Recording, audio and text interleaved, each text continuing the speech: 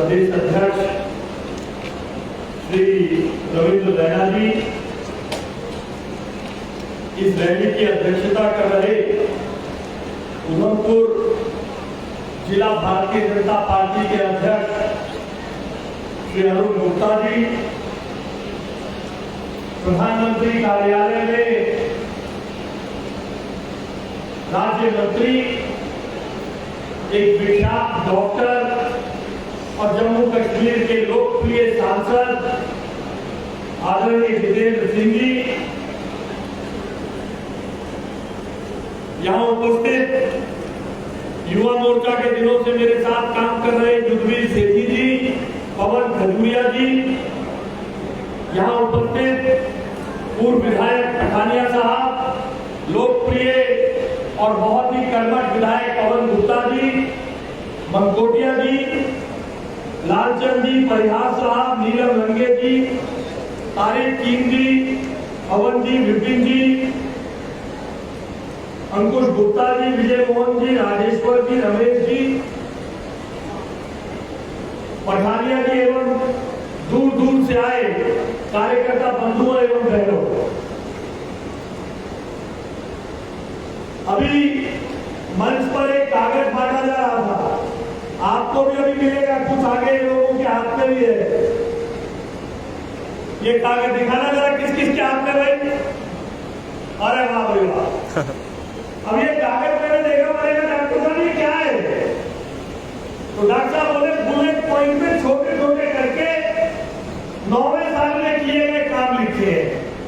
तो मैं डॉक्टर साहब को पूछ रहा था, डॉक्टर साहब प्रधानमंत्री कार्यालय में भी काम करते हो, नॉर्थ ईस्ट में भी जाते हो, आसाम में भी जाते हो और 2-3 विधान लोकसभा आपको उत्तर प्रदेश में भी इस 9 साल के सेलिब्रेशन में दे दी गई है, तो इतने सारे काम कर कैसे ले? तो इतने सारे काम तो करना बड़ा लंबा चौड़ा काम है। तो डॉक्टर साहब बोले ये मोदी है इसलिए मुमकिन है।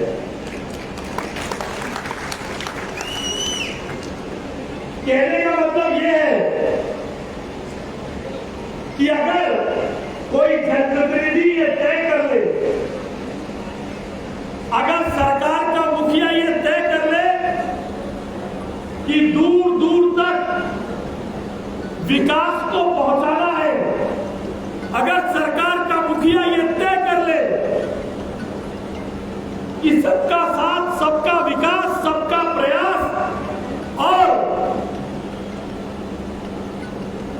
सबका विश्वास अर्जित करना है, तो ऐसे 2 नहीं, ऐसे हजारों कागज उपलब्धियों से भरे जा सकते हैं और कागज ही नहीं भरे जा सकते, लोगों के दिलों में विश्वास भी अर्जित किया जा सकता है।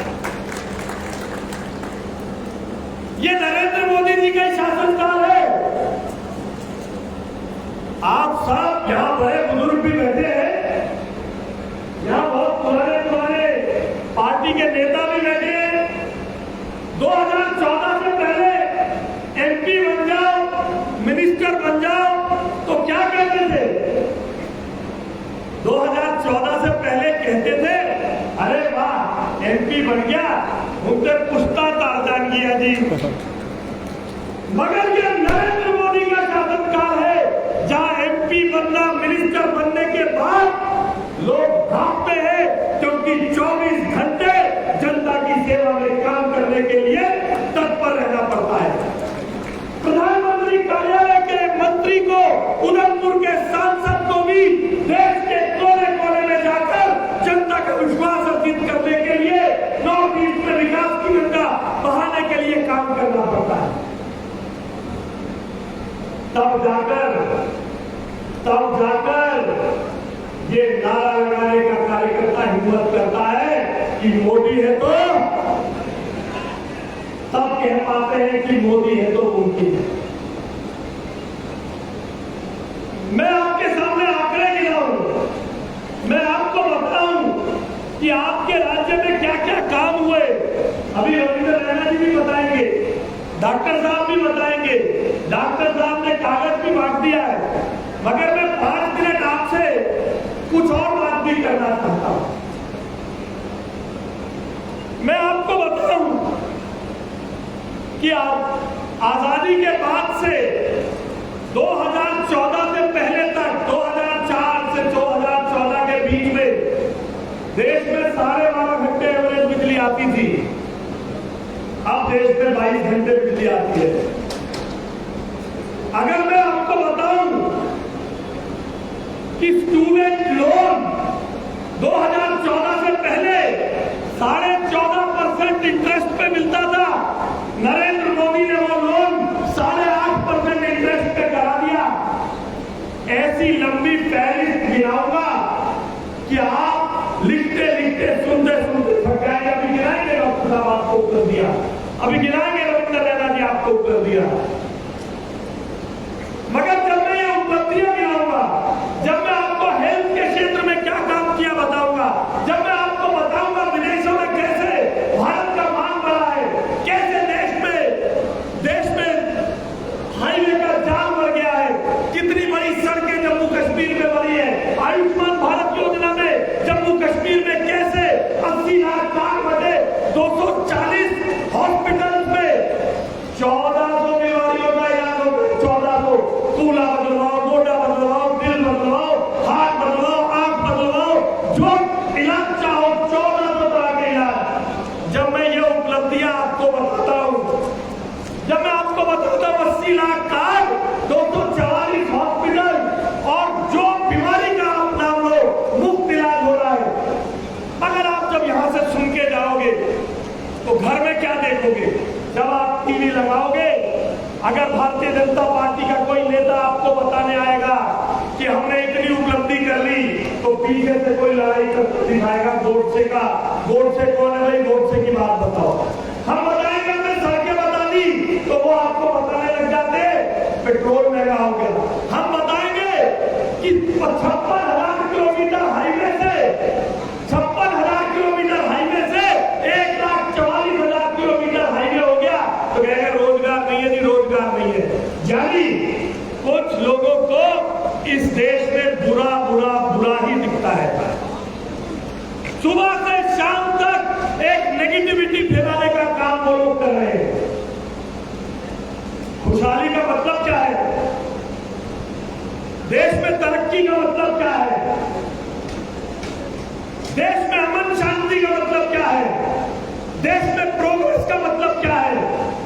क्या अगर देश में 1,44,000 किलोमीटर हाईवे बना है, तो क्या आसमान से कारपेट में रोड लाए थे और बिछाकर चले गए?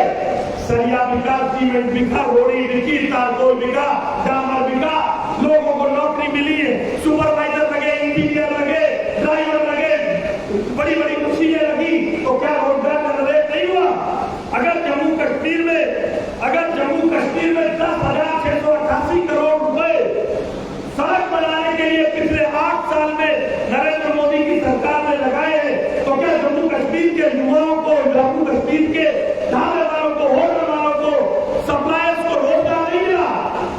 मगर जब हम इन उपलब्धियों को बताएंगे तो इन उपलब्धियों से ध्यान हटाने के लिए कभी वोट से, कभी बेरोजगारी, कभी पेट्रोल, कभी चाइना, कभी किसी मुद्दे को लाकर एक नेगेटिविटी फैलाने का काम है।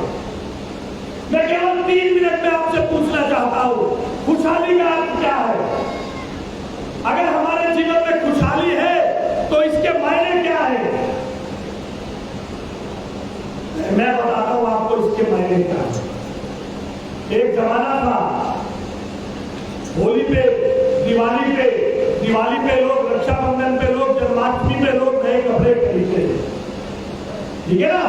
बच्चों को जब स्कूल खुलते थे तो नया बस्ता, नई पानी की बोतल और नए कपड़े दिलाए जाते थे। जो लोग ईद मनाते हैं वो ईद में नए कपड़े खरीदते थे। किसान फसल करते थे, कपड़े खरीदता था। आज क्या है? जो आपके घर में भी अमेज़न से आते हैं ना लेटेस्ट कपड़े रोज सुबह शाम, ये बुजुर्ग बैठे हैं, ऐसे बुजुर्ग तो टोकते रहते हैं अपने घर में, अरे हमने एक विद्यार्थी पूछा बुला के कोरियर रहते। अगर देश में खुशहाली नहीं है, लोगों की पेइंग कैपेसिटी नहीं है और अगर देश में तरक्की नहीं हुई है, तो हमारे जीवन स्तर में परिवर्तन कैसे आया है, खुशहाली कैसे आती है।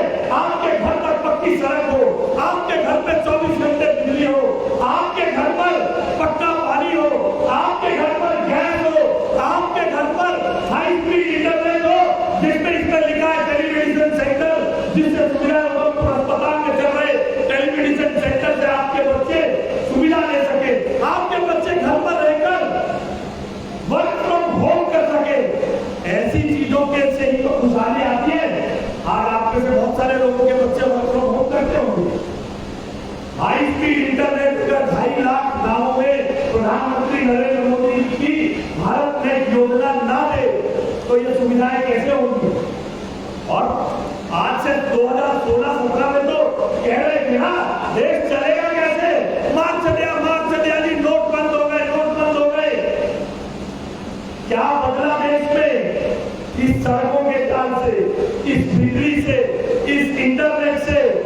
आप में से जो लोग सिगरेट की दुकान पर सिगरेट पीने जाते हैं, बीड़ी का बंडल लेने जाते हैं, अपनी अंतरात्मा से पूछना कितनों ने जेब में हाथ डाल के पैसे निकले, कैसे लेते हैं आजकल रेहड़ी वाले, पटरी वाले, ढाबे वाले, नारियल पानी वाले पैसे कैसे लेते हैं, बताओ जी। यूपीए से लेते हैं, रुपए कार्ड से, आपके मोबाइल से जीवन को बदल दिया। चाहे भिंडी खरीदने जाओ, आलू खरीदने जाओ, और मैंने तो दिल्ली में कई जगह देखा है मंदिर के बाहर भी बारकोड लेके बैठा था, साहब कोई बात नहीं, अगर खुले नहीं है तो मेरे को अगर आपने दान देना है तो बारकोड पे दान दे। ये खुशहाली का पैमाने है। आपके घरों में आपकी डिजिटल इनकम, डिजिटल कनेक्टिविटी, आपके घर पर road connectivity, electricity connectivity, water connectivity, ये अगर खुशहाली के पैमाने नहीं है तो क्या पैमाने है। पैमाने वो है कि जब 1 रुपया फेंकते थे 15 पैसे मिलते थे। क्या पैमाने वो है जब इंदिरा आवास योजना के अंतर्गत 2004 से 2014 के बीच में केवल 2300 मकान बनते थे, और इस साल 2015 से लेकर 2023 के बीच में 1,32,000 मकान जम्मू कश्मीर राज्य को मिले हैं इंदिरा आवास योजना में। और ये 1,32,000 मकान आसमान से आकर उतर गए। सीमेंट लगा, सरिया लगा, सुपरवाइजर लगे, दिहाड़ी मजदूर लगे, ठेकेदार लगे, मकान बनाने के लिए इंफ्रास्ट्रक्चर लगा, तो क्या इससे रोजगार नहीं दिया। हाईवे बने तो रोजगार नहीं मिला। 7 एम्स से 2014 तक कितने, जरा जोर से बताओ कितने एम्स से, मेरी आवाज सुनाई दे रही है। 7 एम्स से, उस 7 में भी 4 एम्स अटली की सरकार बना के गई थी 70 सालों में। आज अगर देश में 22 एम्स है तो एम्स की बिल्डिंग अगर बनेगी, एम्स पे सुविधाएं अगर मिलेगी, अगर आपको 244 अस्पतालों में फ्री इलाज मिलेगा, तो क्या देश की तरक्की और खुशहाली का पैमाना नहीं है ये। 50,000 आजादी के बाद से आज तक केवल 50,000 डॉक्टरों की सीट लगातार सरकारें मुहैया करा पाई थी। और आज नरेंद्र मोदी के राज में इस साल के अंत में जब पहला लॉट खत्म होगा तो 1,01,000 डॉक्टर हर साल देश में पास होंगे। 1,01,000 डबल से ज्यादा डॉक्टर बढ़ेंगे तो रोजगार बढ़ेगा, हेल्थ की सुविधाएं बढ़ेगी। क्या हमारे जीवन में अंतर और खुशहाली नहीं आएगी। मगर जब आप टेलीविजन खोल के बैठोगे, जब आप कल सुबह अखबार उठाकर बैठोगे, तो कभी मोहब्बत की दुकान के नाम पर, तो कभी भारत जोड़ो यात्रा के नाम पर, तो किसी दिन अध्यादेश के नाम पर, या किसी दिन किसी और नाम पर देश में कुछ भी नहीं हो रहा ऐसा बताया जाए। इन सब के प्रति 9 साल 23 साल की उपलब्धियों को बताने के लिए भारतीय जनता पार्टी के नेता हर गली हर कूचे में जा रहे हैं। अगर जीवन में खुशहाली है और हर चीज के साथ परिवर्तन हो रहा है, तो इस चीज को, इस नेगेटिव सेंटिमेंट को भी आप लोगों को ही काउंटर करना, आप देश की